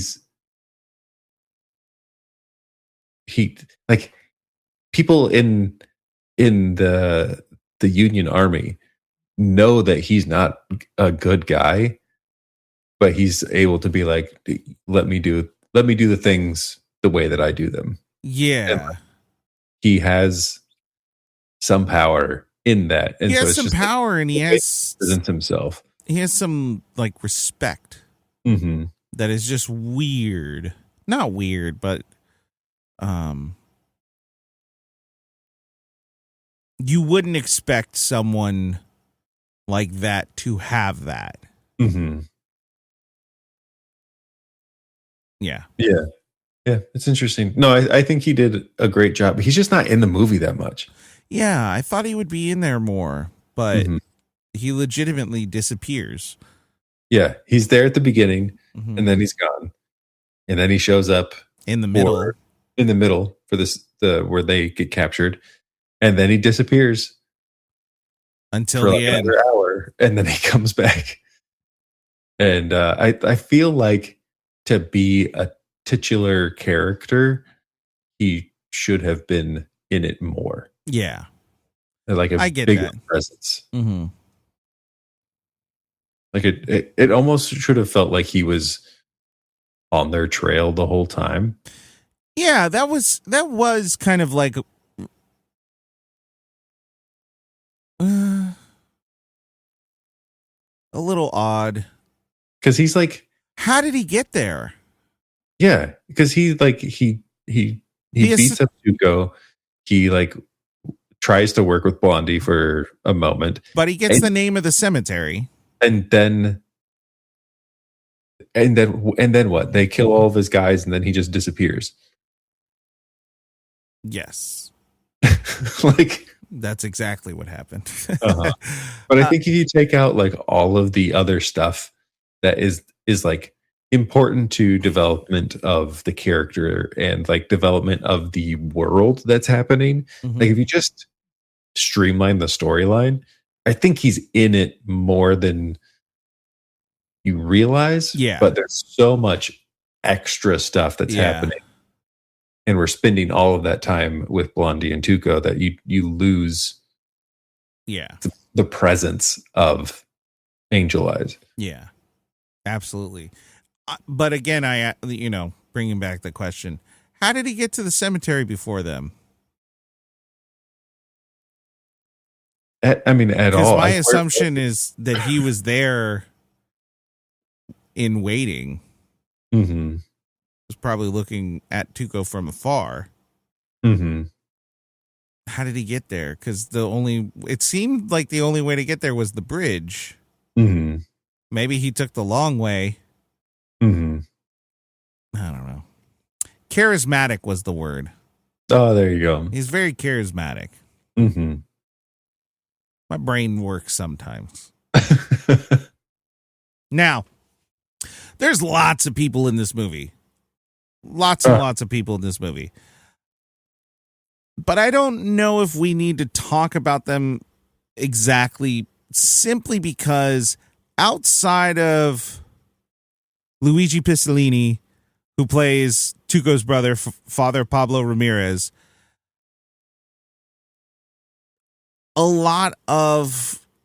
because Pablo shows a lot of emotion.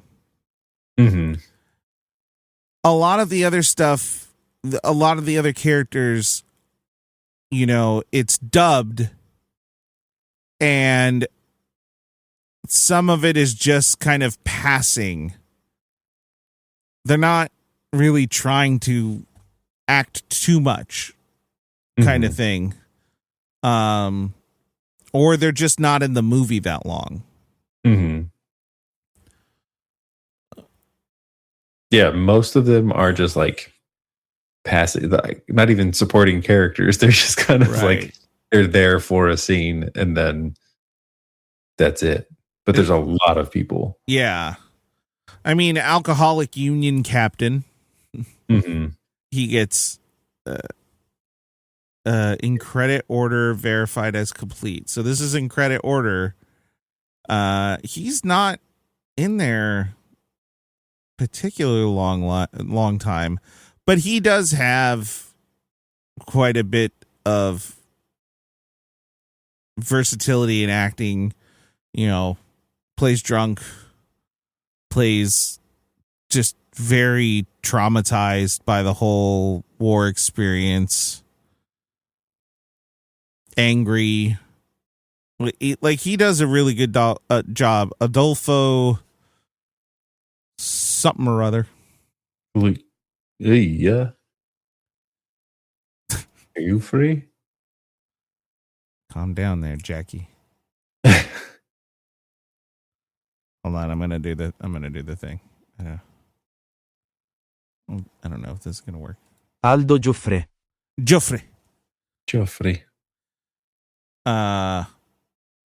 Yeah, he did good. Mm-hmm. But that's really, I think, even though really long movie, lots and lots of actors, the main three are kind of the ones that you really need to talk about. Everyone else, they have moments, but they're not really.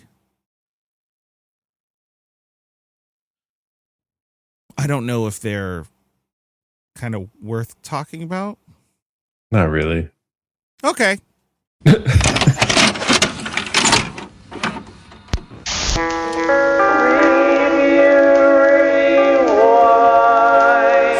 right, now it's time for the Review Rewind, where we take a look at some reviews, a positive, couple positive, and a negative, and we see where we fall.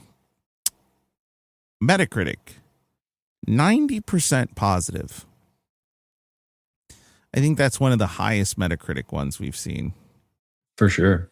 Rotten Tomato, 97%. Rotten Tomato audience, 97%. IMDb audience, 8.8. Highly regarded. Mm-hmm. The Chicago, we have two. I wanted to give you some Chicago action. From Chicago. Chicago Reader gave it a 100. Though ordained from the beginning, the three-way showdown that climaxes the film is tense and thoroughly astonishing. And then Chicago Tribune also gave it a 100. An improbable masterpiece, a bizarre mixture of grandly operatic visuals, grim brutality, and the sordid violence that keeps wrenching you from one extreme to the other. Yep. Variety gave it a 60. A curious amalgam of the visually striking, the dramatically feeble, and the offensively sadistic. It's so funny to watch this movie and look at reviews from back then and thinking, man, you guys just wait like another 10 years and you're going to be shocked. Uh-huh. Y'all going to shit your pants, I'll tell you what. Alrighty.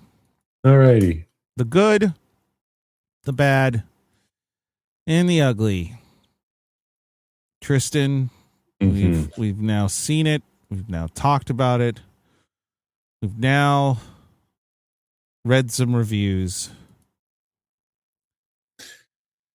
Where are we landing on this? Because I will say, I really liked it. Uh-huh.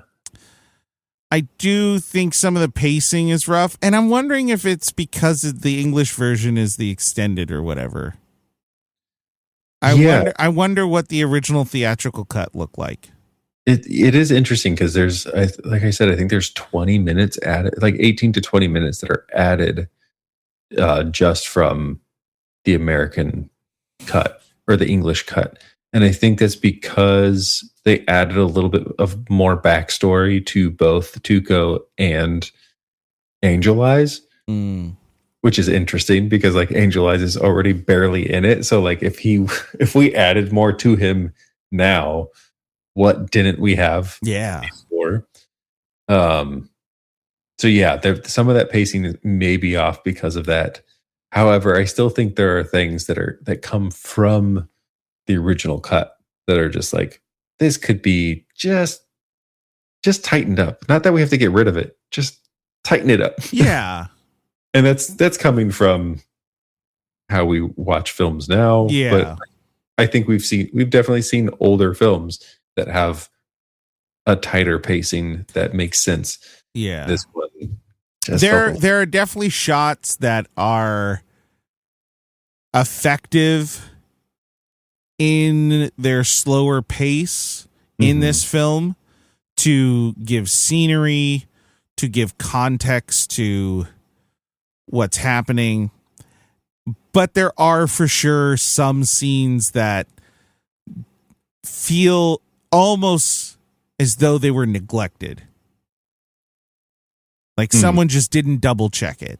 Mm-hmm. It does have that feel sometimes. Yeah. Oh, what was it? I just remembered something. There's also a couple shots in here that are stupid. They're so stupid. Like what? When they get stopped by the Union soldiers. Mm-hmm. So fucking dumb. So they're going through some hillside, mountains, foresty area. Mm-hmm. They're walking down a path. They get stopped by the Union, and then they go to the camp, and the camera passes one tree, and then there is this giant camp, sprawling camp, and I just can't imagine that they were exploring and they didn't notice a single thing. They didn't hear it. They didn't see it. They didn't smell it. Right. you had to smell gunpowder and like the foul scent of war. Mm-hmm. Come on, give it a little extra. Do a cut scene. They're going through and then they cut and then they finally get to the camp. But this is the camera pans and it feels as though someone thought this is going to be a cool shot. But in my head, it just doesn't make any sense. Mm-hmm. Okay, that was the only shot that really. Yeah, I got mad at that shot because that makes sense. Yeah, there was who doesn't notice that transitions that were like that. That was kind of a like you guys didn't know how to end that scene and start the next one. Yeah, there is some of that of. Maybe within the industry, just an immaturity of process. Mm-hmm. New movies are still fresh. Mm-hmm. This is what 20 years after sound, like full dialogue sound, and maybe 15 years in color. Yeah. So it's still fresh. Mm-hmm. And I think and this is kind of a side tangent, but it's worth talking about. We are in a place, I feel like some of it is starting to plateau, which might actually be a good thing. But between the 90s and 2018, let's say, the way technology expanded was so different than between 1940 and 1970. Mm-hmm. Does that make sense? Mm-hmm. So I'm going to say from 1990 to 2020. Mm-hmm. That's 30 years. Mm-hmm. The rate in which technology evolved is light years ahead of technology from 1940 to 1970. Yeah. And that's kind of something that we don't really have like a great gauge on. Mm-hmm. I do think that some millennials, particularly older millennials, do kind of have a gauge with, because we were able to see right before that rocket of evolution for technology. Because it felt like from 99, maybe 98, 99 to like 2010, it was like every year was something revolutionized, new, changing the game, changing the societal use and of technology. You know, we had just the newer systems in computers, iPods, eventually the iPhone, you know. Yeah. It just expanded so much. But from like 40 to 70, you know, radio changed a little. Cars got smaller. How we built houses. Technology was different. Yeah. And the process in which it evolved and went to the next step just took a little longer. And so this film really is part of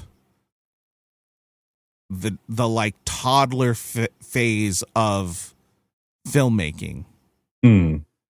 Not to, and I don't say that to diminish any of the work of that time. I just mean what they had available was like nothing.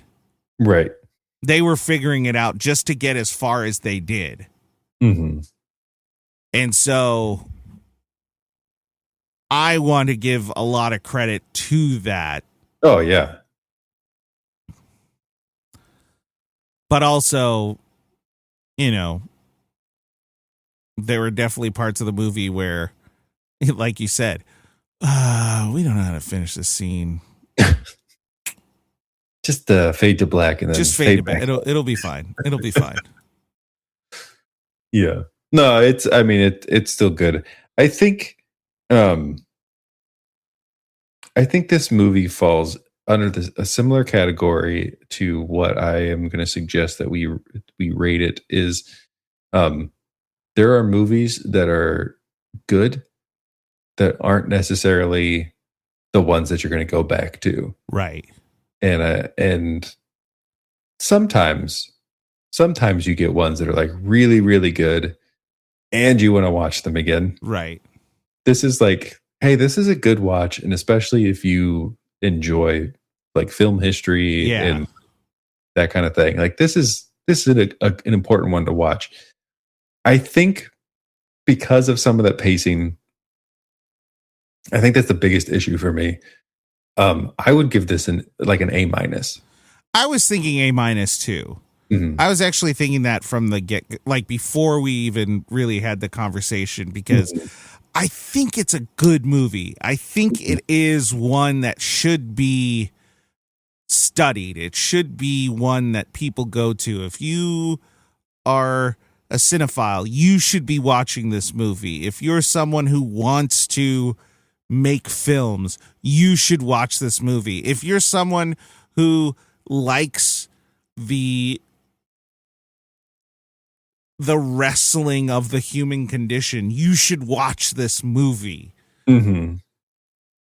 If you want an action film, don't watch this movie. Don't watch this one. If you want kind of like a quick paced shoot 'em up, don't watch this movie. Mm-hmm. Unless you want 12 shots of cannons firing back to back. Yeah. That's right. That we didn't talk about that, but that was such an interesting thing. Just that idea of, towns could be just completely demolished by cannon fire. Mm-hmm. And that was just what people lived. Mm-hmm. Like they were people risking just to be there because they didn't have any other options. Mm-hmm. They were going to starve otherwise, whatever it might be. Yeah. Not, look, this is one of the most sketchy times for our government. Mm-hmm. But when people are like, this is the worst, I have to reflect back and go, no. There was a civil war. Uh-huh. There was slavery. There was, we're not in a great time. It's not the worst. Mm-hmm. Let's just try to make it better.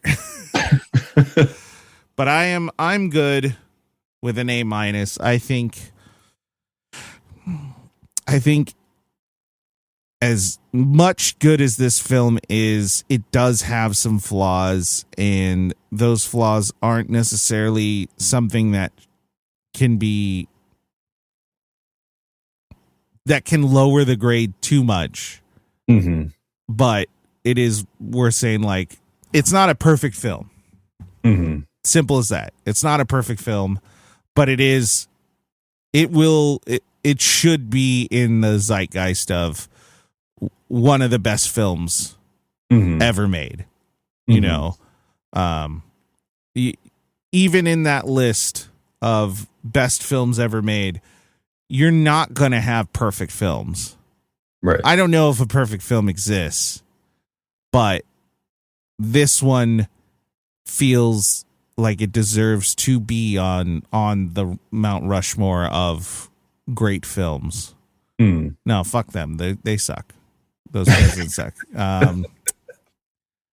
What's that? What was the thing? The Centurion? What was it? Oh, the collection? Yeah. The Criterion collection? Criterion. It should be in that. Mm-hmm. Definitely. Mm-hmm. Definitely. That's not even a movie we've ever talked about. Anyway, hey Tristan, thanks for watching this really, really long movie. Really long. We made it through. Audience, we hope you had a good time, a bad time, and an ugly time. But most of all, we'd love for you to remember to review those rewinds, and we'll see you next time.